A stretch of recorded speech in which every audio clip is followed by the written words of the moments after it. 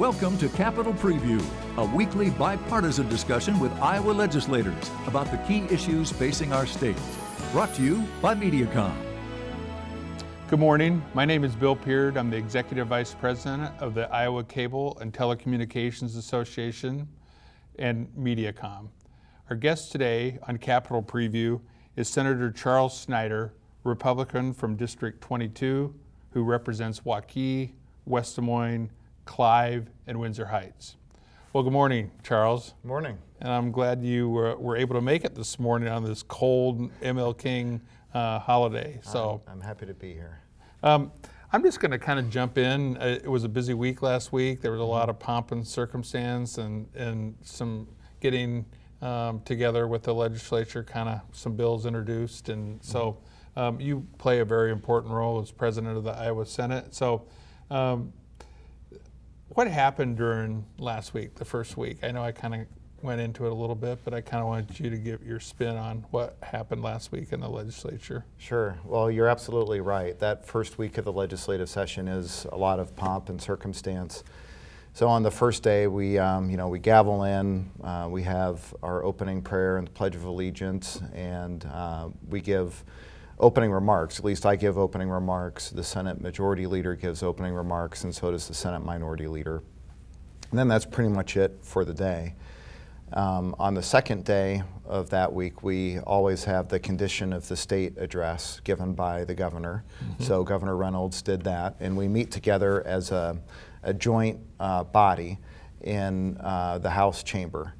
On the third day, we always have the condition of the judiciary speech by usually the Chief Justice of the Supreme Court, but former Chief Justice Mark Cady passed away, so this year it was given by the acting Chief Justice, Dave Wiggins. And then on the last day of that week, Thursday, last day of the work week for the legislature, we usually have the condition of the guard address given by the Adjutant General. So Adjutant General Correll delivered his condition of the National Guard speech. And some bills are filed by that time. There were some subcommittee meetings on bills, but most of that business will start to be conducted this upcoming week. You had mentioned that the governor had given her condition of the state address last Tuesday. What were some of the highlights that she covered, and how does that affect you and your position as president of the Senate and just in general? Well, she gave us a lot to do. It was a really detailed speech, and it really showcased some of the priorities that she wants to work on this session. One thing that probably the most notable proposal that she introduced was increasing the sales tax and offsetting that increase in revenue with a decrease of the income tax, and setting it up so that it's a net tax reduction for all Iowans.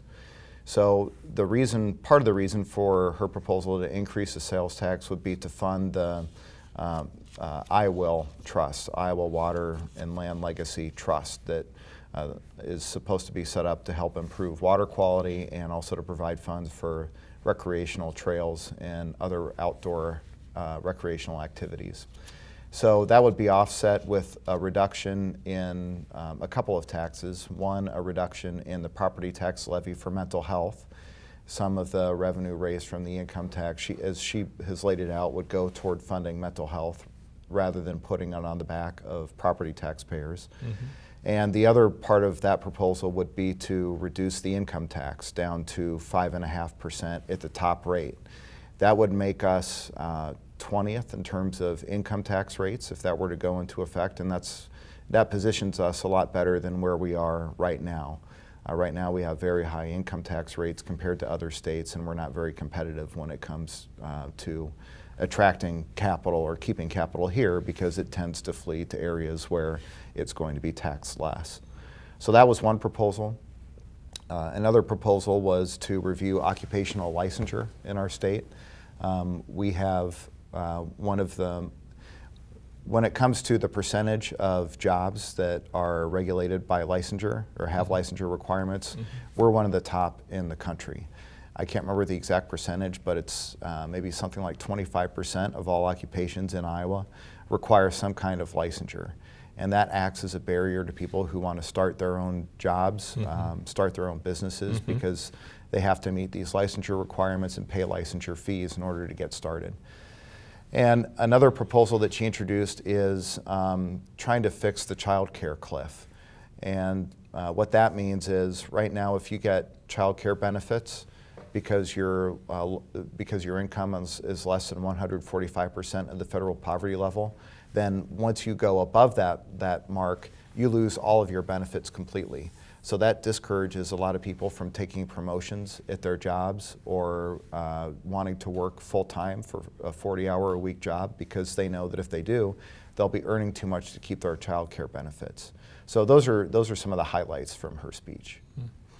Yeah, I did listen to her speech, and I thought she gave a very good, detailed State of the Union. So. You know, it's funny because I knew you when you were a council person in West Des Moines, and now you've got this position of power and leadership down at the legislature.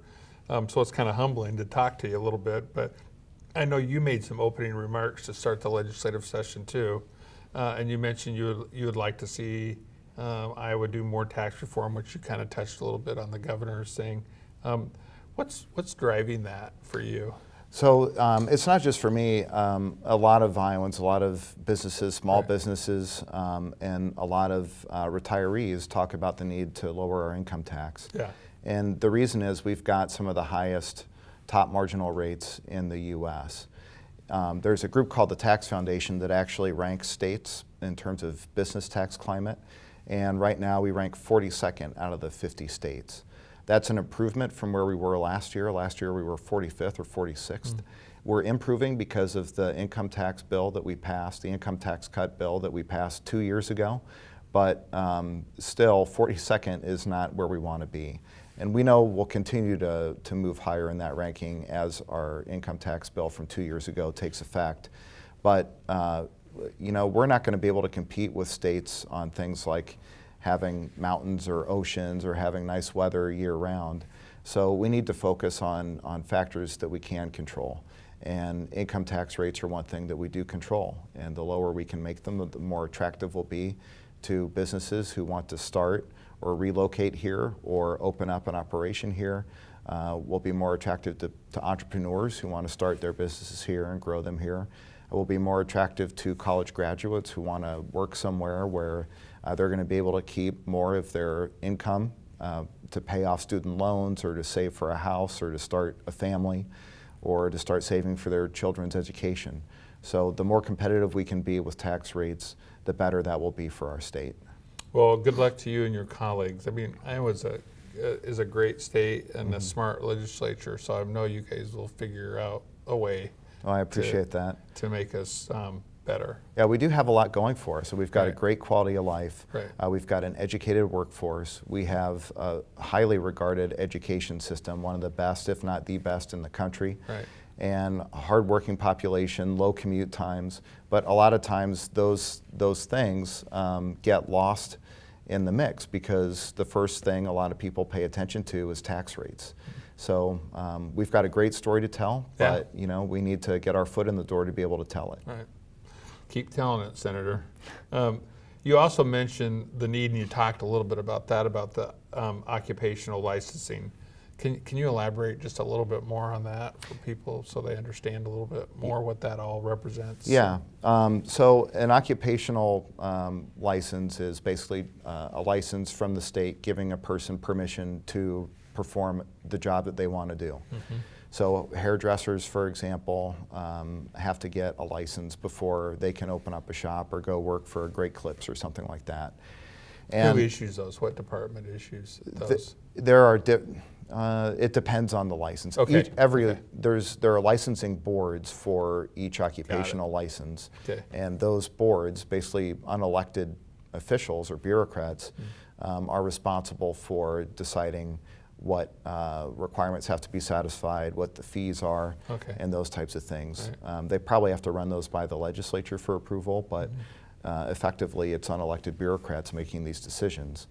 And it makes it difficult for someone who's an entrepreneur to start their own business because in some cases takes a lot of time and costs a lot of money for someone to get the skills needed in order to get that license. So one thing that we can do is automatically accept people who are licensed for an occupation in another state rather than making them go through unnecessary hoops here in Iowa to do the same thing. That would help military families, for example. It would help couples who maybe one spouse is a licensed teacher or hairdresser, and they're moving to Iowa, and being able to just automatically grandfather someone who's got a licensure from their home state would help them find a job a lot more quickly. So, we should take a look at whether or not licenses are even necessary for some occupations in the first place, and we could do that through a review board, which is something that the governor proposed as well. You also talked about reforming the Childcare Assistance program.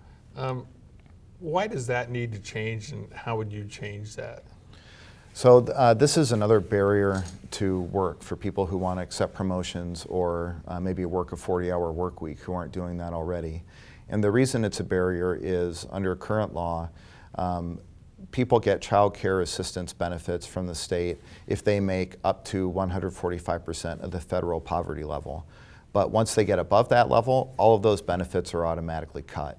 So if someone takes a promotion or works at a different job where they might make more money, if they lose those child care benefits, then they might end up in a position where they're actually taking home less money than they had before, because they'll have to start paying for child care, and child care is expensive. Yeah. I'm sure you know from a lot of the young people you talk to, right. Is Mayor of Waukee, right. And I know that too from people former I've mayor, talked to. Senator. Well, former mayor. You'll always be the Mayor of Waukee in my heart. Thank Bill. you, Senator. I appreciate that. So it's expensive, Yeah. and it's no secret that it's expensive, and we shouldn't. Our assistance program shouldn't keep people from wanting to do more or improve their incomes or improve their status, social status in life. So what we could do is taper benefits down after they get to that 145% poverty level as their incomes increase, so that we're not ending up in a situation where people are in a net loss position by accepting a promotion or taking a new job. Yeah. No, it's all about quality of life, and that's just one more brick in the mortar. So no, that's a great, because I do believe that. I think we have a great workforce, and we just need to be a little bit more kind to the people that are in that workforce, about the way we incentivize. So yeah, we should be incenting people to want to work more, right. and to get better paying jobs and work more hours during the week. Well, Senator, I appreciate you on this cold ML King holiday. I know you're a busy man. I appreciate you coming here and being our first guest on Capitol Preview for this season. And again, I've been talking with Senator Charles Schneider,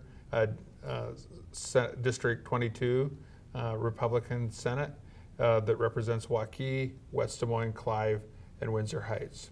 So thank you for tuning in to Capitol Preview.